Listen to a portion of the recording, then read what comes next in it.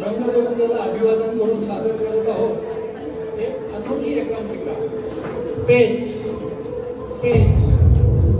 लेखक आणि दिग्दर्शक डॉक्टर प्रशांत काते, रंगमंच व्यवस्था आणि प्रकाश योजना जयंत फडके,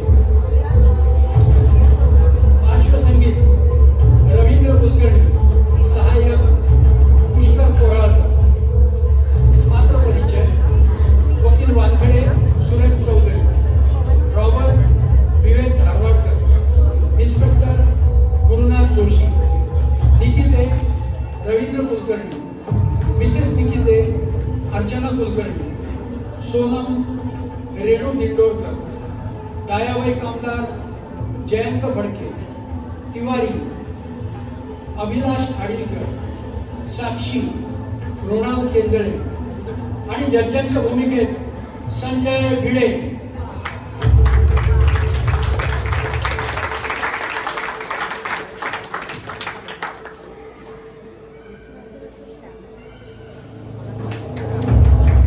शांतता राखा, शांतता राखा. माननीय जज साहेब येत आहेत, कृपया सर्वांनी उभे राहावे.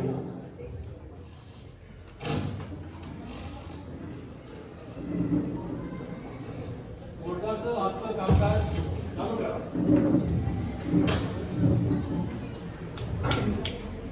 युअर ऑनर, मी सरकारी वकील वानखेडे. आज मी आपल्या परवानगीने या कोर्टापुढे अपघाती निधनाची केस सादर करतो. केस तशी काही खास म्हणण्यासारखी नाही. खरं तर याला केस का म्हणावं हाच मला प्रश्न पडला. असो, ह्या माणसाने बिल्डिंगच्या 8व्या मजल्यावरून खाली उडी मारून आत्महत्या केली.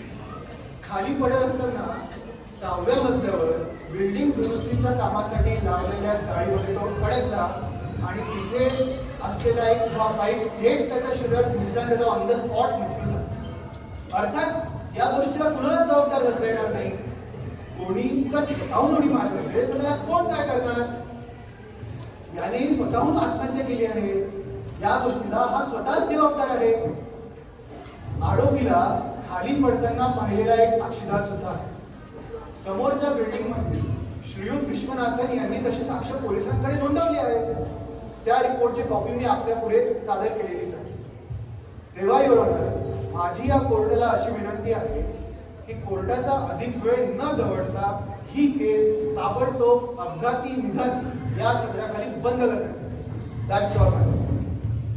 ॲडव्होकेट वानखेडे, न्यायाधीशाचं काय करायचं याचे धडे तुम्ही कधीपासून द्यायला लागलात?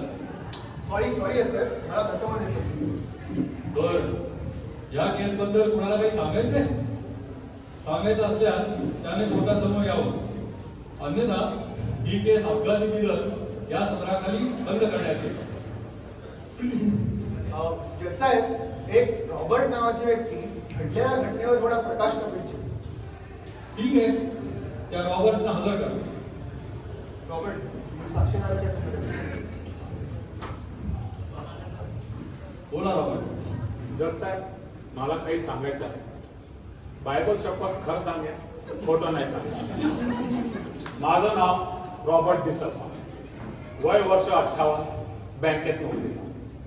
मी या अग्निपंख बिल्डिंगच्या समोरच्या बिल्डिंगवर 7व्या मजल्यावर राहतो. त्या दिवशी मी संध्याकाळी 4च्या बातम्या टीव्हीवर बघत बसलो असताना अचानक मोठा आवाज आला.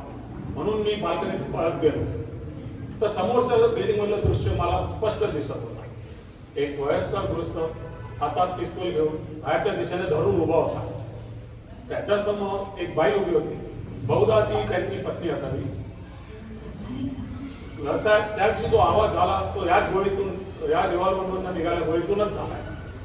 ती बाई पटकन खाली बसल्यामुळे गोळी बाहेर गेली आणि वरून पडणाऱ्या इसमाला लागली. जर सर, मला असं वाटतं की तो माणसाचा अपघाती मृत्यू न होऊन त्याचा खूनच असावा. मिस्टर रॉबर्ट, तुम्ही फक्त साक्षी द्यायची, आपलं मत नाही द्यायचं. सॉरी जज सर. ठीक आहे, तुम्ही जाऊ शकता. थँक्यू. रॉबर्ट यांच्या जबाबाप्रमाणे गृहीत धरल्यास ही केस साध्या अपघाताची न ठरता खुनाची होती.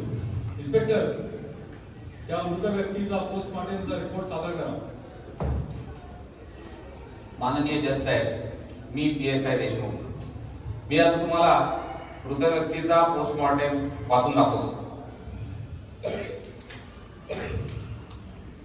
नीट लक्ष द्या सर्वांनी. 1. सदर व्यक्तीचे वय साधारण 28 ते 30 असावे. 2. त्याच्या रक्तात अल्कोहोल आढळला आहे. 3. मृत्यू साधारण संध्याकाळी 4च्या दरम्यान झाला असावा. 4. मृत्यू छातीत रिव्हॉल्वरची गोळी लागून झाला असावा. 5. जाळीत पडताना त्याच्या पोटात पाईप घुसला असावा. 6. पण मृत्यूचे प्राथमिक कारण घुसलेला पाईप नसून रिव्हॉल्वरची गोळीच असावी. 7. परंतु नक्की अनुमान काढणं कठीण आहे. रिपोर्टची ओरिजिनल कॉपी तुमच्या टेबलासमोर ठेवलेली. इन्स्पेक्टर देशमुख, त्या वयस्कर जोडप्याला आरोपीच्या पिंजऱ्यात हजर करा. Yes sir. दोघांची सखोल चौकशी आवश्यक आहे. त्या मुद्द्यावर खुनाचा आरोप ठेवण्यात येत आहे. ठीक आहे. चला तुम्ही तिकडे. आणि साक्षीचे.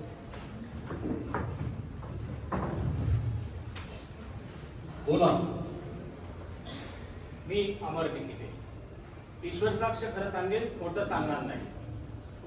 मी या अग्निपंख बिल्डिंग मध्ये गेली 7 वर्ष राहते. त्याच्या आधी मी आर्मी मध्ये सर्व्हिसला होतो. रिटायर झाल्यावरती मी इथे राहायला आलो. इथे आम्ही दोघंच असतो, मी आणि माझी पत्नी. माझा स्वभाव चिडका आहे असं ती नेहमी म्हणत असते, पण ते काय खरं नाही. मला नावं ठेवायची तिला सवयच आहे. मी साधना अमर निकिते. ईश्वर साक्ष खरं सांगेन, खोटं सांगणार नाही. साहेब हे खोटं बोलताय, दादांत खोटं. हे अतिशय तापट, चिडकर, भांडखोर आणि फेकीखोर. ईश्वराची शपथ घेऊन तू चक्क कोर्टामध्ये खोटं बोलतेस आणि मला नावं ठेवतेस, ते स्वतःच्या नवऱ्याला. चल घरी चल, मग बघतो तुझ्याकडे. बघितलं ना जज साहेब, त्यांचा स्वभाव इथेही दिसून येतोय. हातच्या कंगणाला आरसा कशाला? दूध का दूध, पाणी का पाणी. तुमच्या समोर मला धमकी देत आहेत म्हणजे कल्पना करा की घरी माझ्याशी कसे वागत असतील. हे बघा, हे कोर्ट आहे. आता निकिते तापट आहे की नाही हे ठरवायला हे कोर्ट चालू नाहीये. इथं फक्त खटल्याबद्दल बोला. घरगुती वाद असतील ते घरी जाऊन सोडवा. साहेब, मी या खटल्या संदर्भातच बोलते. हे छोटे मोठे वाद नाही आहेत, जीव घेणे वाद आहेत.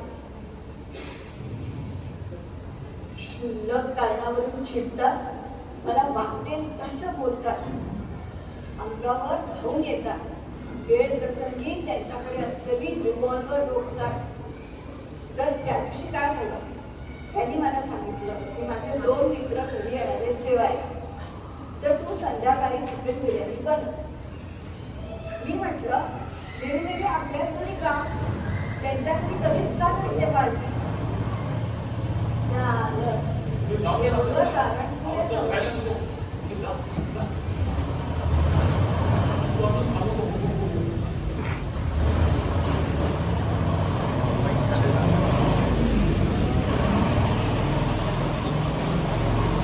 एवढं कारण पुरेसं होतं त्यांना.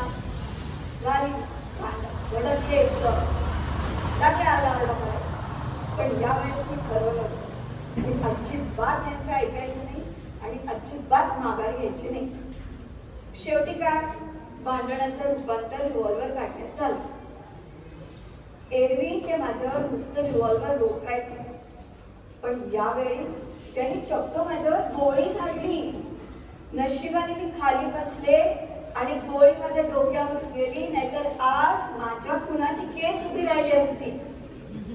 हा, तसा मी थोडा चिडका आहे, पण मी काय बायकोचा खून वगैरे करणार नाही. मला राग येतो, अनावर होतो हे मान्य आहे, पण मी कुणाचा खून करणार नाही. तसं रिव्हॉल्वर दाखवून मी तिला कायमच घाबरवत आलेलो आहे. दुसऱ्या कशातच ती ऐकत नाही, मग काय करणार. रिव्हॉल्वरला काही दुसरा अल्टरनेटिव्ह आहे का, तुम्हीच सांगा जज साहेब. आणि शेवटी मी पडलो आर्मीमन. माझा शेवटचा उपाय म्हणजे गन. निकिते, म्हणजे तुम्हाला मान्य आहे की तुम्ही रिव्हॉल्वर रोखलं आणि गोळी झाडली, होय की नाही? अहो, पण मी काय म्हणतोय, एका शब्दात उत्तर द्यावं, बाकी स्पष्टीकरण नकोय. होय की नाही? अहो रिव्हॉल्वर मध्ये गोळी नव्हती. गोळी नव्हती? मग रॉबर्टने पाहिलं आणि आवाज ऐकला, तो कशाचा होता? अहो तेच सांगायचा मी प्रयत्न करतोय. नेहमी मी तिला रिव्हॉल्वर दाखवून घाबरवतो. या वेळेला ती घाबरेच ना, काहीच करेना, ऐकेच ना माझं. म्हणून मी ट्रिगर दाबला. म्हटलं खट्ट आवाजाने तरी ती ऐकेल. एरवी माझं रिव्हॉल्वर रिकामं असतं आणि त्याचा सेफ्टी कॅप देखील लावलेला असतो. अहो मग गोळी कशी उडाली? गोळी उडाली हे तर खरं आहे ना? बोला बोला निकिते. अहो तोच तर आश्चर्याचा भाग आहे. मला हेच कळत नाहीये की त्या रिव्हॉल्वर मध्ये गोळी आलीच कशी.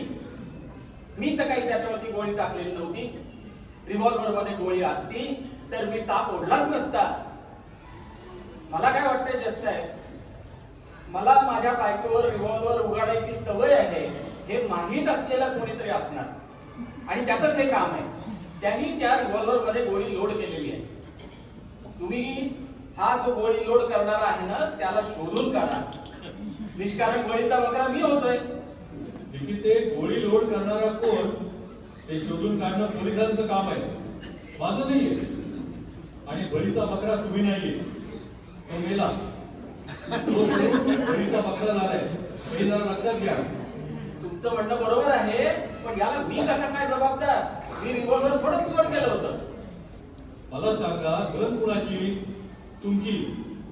सुरक्षित ठेवायची जबाबदारी कुणाची? तुमची.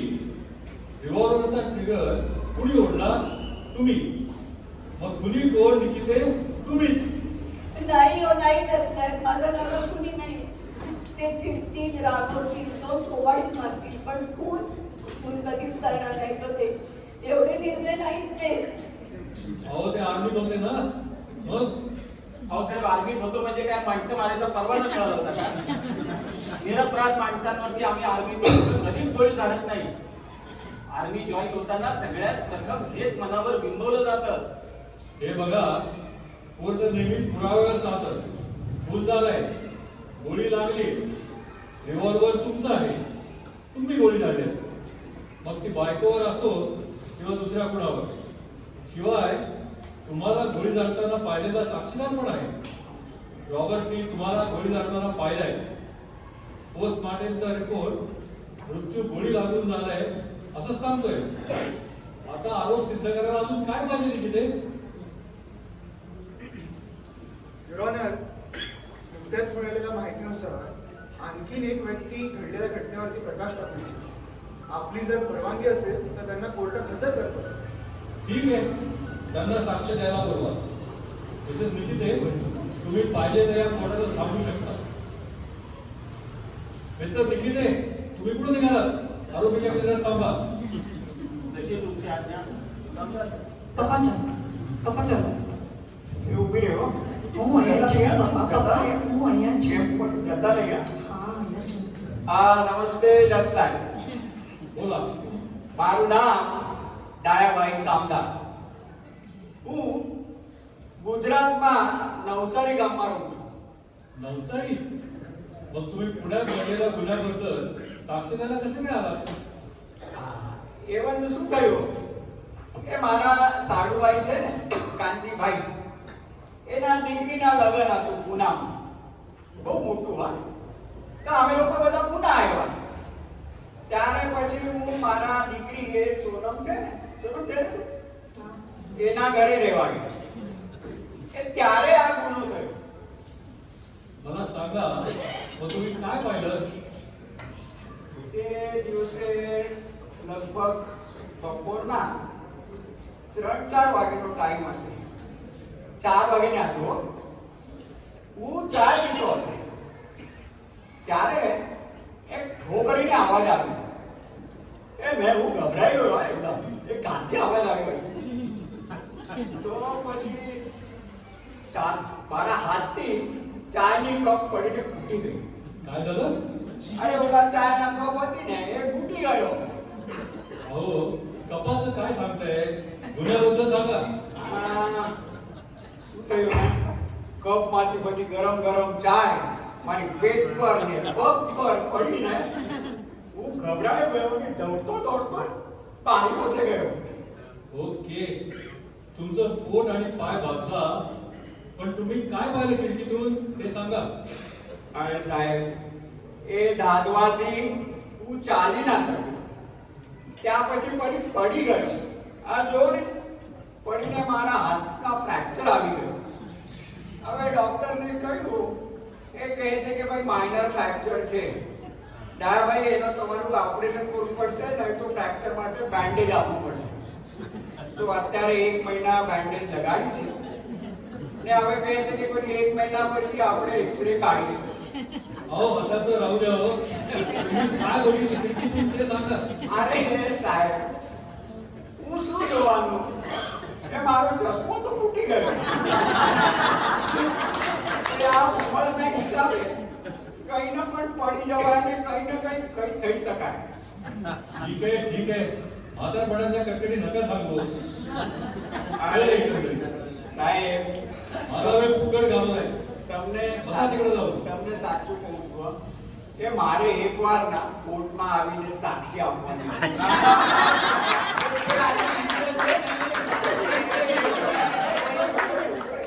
वानखेडे, काय तुम्ही साक्षीदार पण आणले.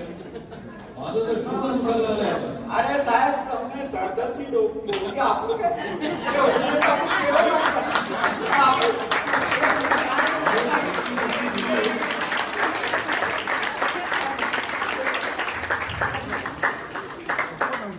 डोकेदुखी दिली ती पुष्कळ झाली. आता आणखी गोळ्या नका देऊ. बसा तिकडे. ऑर्डर.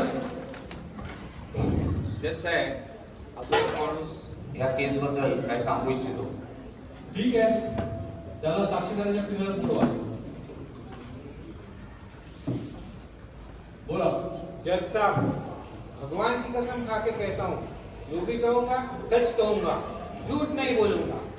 मेरा नाम राम प्रकाश तिवारी, मैं कारपेंटर हूँ. वैसे तो मैं यूपी का हूँ, लेकिन पिछले 6 महीने से ये निकिती साहब के बाजू वाले फ्लैट में फर्नीचर का काम करता हूँ. निकिती साहब के घर में से कभी-कभी हर समय झगड़ों की आवाज आती रहती है, लेकिन वो हस्बैंड वाइफ की नहीं होती. पण ते तर म्हणताय की त्यांची नवरा बायकोची भांडण होत असतात.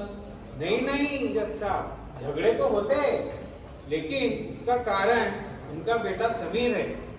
कहाँ रहता है मालूम नहीं, लेकिन कभी कभी आता है और फिर झगड़ों की आवाज आने लगती है. वो घर में आके माँ बाप को गालियां देता है. इतनी बार ये झगड़ों की आवाज सुनता हूँ जज साहब कि मुझे ऐसा लगता है कभी कभी ये समीर के कान के पीछे जोर से आवाज निकालती है. निकिते, तुमचं वय लक्षात घेऊन कोर्ट तुम्हाला बसण्याची परमिशन देते. नो प्रॉब्लम जज साहब. तिवारी, तुम्हाला कायदा हातात घेता येणार नाही. वो मालूम है जज साहब, इसीलिए तो चुप बैठा हूँ. लेकिन इसी वजह से बेचारा एक लड़का मर गया. अहो, तुमच्या गप्प बसण्याचा आणि त्या तरुणाचा मृत्यू होण्याचा काय संबंध? जज साहब, निकिते साहब का बेटा बिगड़ा है. ये इनसे पैसे मांगने की हिम्मत नहीं रखता, इसलिए हमेशा माँ के पीछे पड़ा रहता है, सताता है. जब ये घर पे नहीं होते तब वो आता है और माँ के पीछे पड़ जाता है. मुझे एक बार तो मैंने ऐसा सोचा कि वो क्यों आता है, लेकिन वो आके माँ से पैसे मांगने के पीछे पड़ जाता है, माँ को गाली देता है, मारने को दौड़ता है. 1-2 बार मैं और मेरा साथीदार उनके झगड़े सुलझाने को गए थे, लेकिन उसने मैं भी मार डालूंगा कह के मैं भगा दिया. म्हणजे तो आईला पण घाबरवत होता. जी हाँ जज साहब, अभी कुछ दिन पहले ये निकी की फैमिली 2 दिनों के लिए कहीं बाहर गई थी. तब वो आया था, मुझे शक हुआ इसमें शायद डुप्लीकेट चाबी बना के लाई है, क्योंकि वो दरवाजा खोलने की बहुत ट्राई कर रहा था। आखिर में वो घर के अंदर घुस गया। मुझे इतना अजीब लगा, माँ बाप नहीं है तो ये क्यों आया है? इसलिए मैं पानी लेने के बहाने उनके डोरबेल बजाई। घबराकर उसने दरवाजा खोला। उसे लगा शायद माँ बाप वापस आ गए हो। उसके हाथ में मैंने पानी की बोतल दी। वो बोतल लेके अंदर किचन में चले गया। साहब, उस वक्त मैंने सोफे पे पड़ा हुआ एक रिवॉल्वर और कारतूसें देखी। में वो बाहर आया। उसने देखा मेरी नजर सोफे पे है, तो उसने बाजू में पड़ा हुआ न्यूज़पेपर रिवॉल्वर पे डाल दिया। मेरे हाथ में पानी की बोतल थमाई और मुझे धक्के मार के बाहर निकाला और घर का दरवाजा धड़ाम से लगा दिया। ये सब बातें मैं निकिले साहब को बताने वाला था, लेकिन मेरे कुछ भी कहने के पहले इन्होंने अपने औरत पे गोली दाग दी। म्हणजे तुमच्या म्हणण्याचा अर्थ असा आहे की रिव्हॉल्वर मध्ये गोळी आहे हे निकितांना माहिती नव्हतं तर? जी हाँ जज साहब, इन्होंने अनजाने में गोली चला दी। इसका मतलब निकिते साहब सचमुच के खूनी नहीं है। तिवारी, हे तुम्ही ठरवायचं नाहीये, निकाल द्यायचं काम माझं आहे। हा, तर या सर्व गोष्टींचा अर्थ असा होतो की निकितेंनी रिव्हॉल्वर अजाणतेपणे जाळलं। जज साहेब, हेच तर मी तुम्हाला सांगायचा प्रयत्न करत होतो, पण तुम्ही ऐकायलाच तयार नव्हतात। I am innocent. निकिते, आता तुम्ही परत मध्ये बोललात तर कोर्टाच्या बेअदबीचा आरोप तुमच्यावर ठेवण्यात येईल। हा, तर निकिते निर्दोष आहे, मात्र कोर्ट त्यांना तंबी देत आहे। यापुढे त्यांनी आपल्या रागावर नियंत्रण ठेवायला हवं। पण या सर्वातून अजून खुनी कोण ते कळतच नाहीये। तिवारी, तुम्ही कोर्टात बसून घ्या, गरज लागेल तेव्हा तुम्हाला मी परत बोलावून घेईन। थँक्यू जज साहब। इन्स्पेक्टर, तुम्ही निकितेंच्या मुलाला कोर्टात हजर करा। मृत्यूला तोही जबाबदार दिसतोय। जज साहेब, त्या निकितेंच्या मुलाचा काही ठाक ठिकाणाच लागत नाहीये। गेले 3 दिवस आमची टीम सगळीकडे फिरतीये, तो काय सापडला नाही, पण एका मुलाचा फोटो सापडला यांच्या घरी आत्ताच। हा साहेब, हाच तो माझा नालायक मुलगा आता कुठं उलटलाय देव जाणे। जज साहेब, हा फोटो आणि मृत व्यक्तीचा चेहरा सारखेच दिसत आहेत। म्हणजे वरून पडून मेलेला मुलगा तो निकितेंचा मुलगाच का? समीर, ऑर्डर, निकिते तुम्ही जागेवर जा। ऑर्डर। जज साहेब, बापरे, हे सगळं भयंकर कॉम्प्लिकेटेड आहे। जज साहेब, आत्ताच हाती आलेल्या माहितीनुसार एक व्यक्ती अजून एक इन्व्हॉल्ड आहे याच्यात। ती म्हणजे या निकितेच्या मुलाची गर्लफ्रेंड। ती याच बिल्डिंग मध्ये 8व्या मजल्यावर राहते। सखोल चौकशी परत केल्यावर विश्वनाथांनी पण असं सांगितलंय की तिनेच त्या मुलाला ढकलून दिलं गॅलरीत। तर मी आता तिला हजर करण्यासाठी तुमची परमिशन मागतोय। ठीक आहे, परमिशन ग्रँटेड। ओके। साक्षी,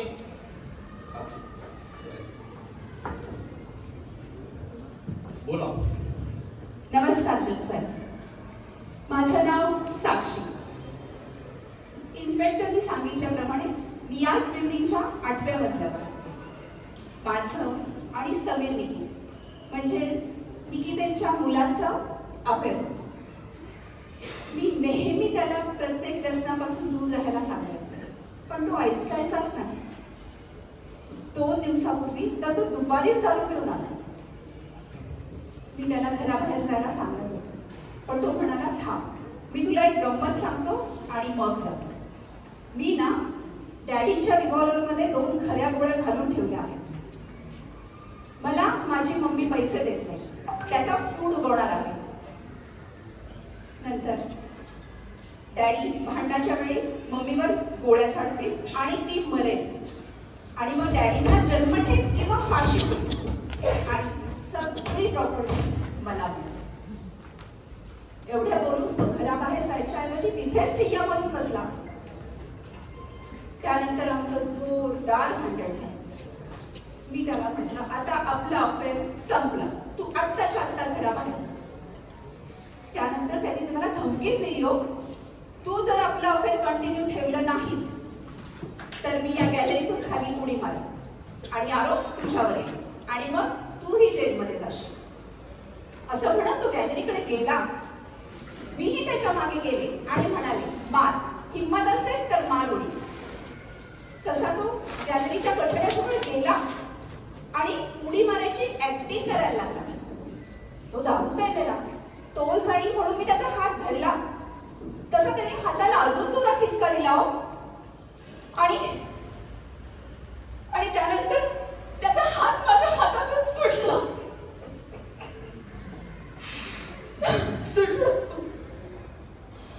त्यानंतर काय झालं ते तुम्हाला माहिती झालं. पण याचा अर्थ असा मुळीच नाही की मी त्याला ढकललं. मुळीच नाही. बापरे, आणखीन एक नवा प्रॉब्लेम उभा राहिला. खरं तर 8व्या मजल्यावरून पडणारी कोणतीही व्यक्ती खाली पडल्यावर पडणारच.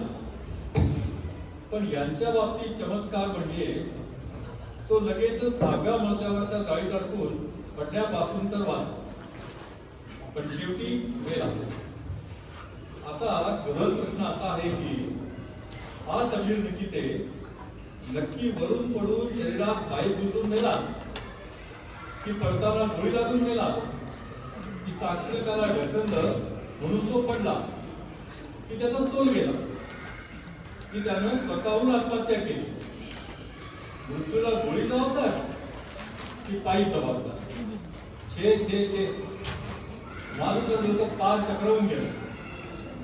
या केसचा निकाल मी देण्याऐवजी मी ती जबाबदारी प्रेक्षक हो तुमच्यावरच सोपवतो आणि कोर्टाचं आजचं कामकाज संपलं असं जाहीर करतो.